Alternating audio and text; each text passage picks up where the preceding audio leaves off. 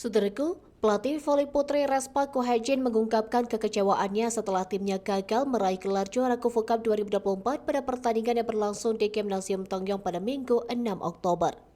Meskipun sempat memimpin di set pertama, dalam laga final yang berlangsung ketat, tim Respak akhirnya harus puas menjadi runner-up setelah tak mampu mempertahankan momentum di set-set berikutnya.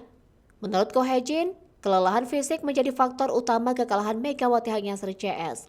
Dalam wawancara setelah pertandingan yang dikutip tribunga.com dari Sports Soul, juru taktik Respak mengatakan bahwa timnya telah bermain hingga 5 set pada pertandingan sebelumnya menghadapi GS Caltex yang menurutnya berdampak negatif pada performa para pemain di final.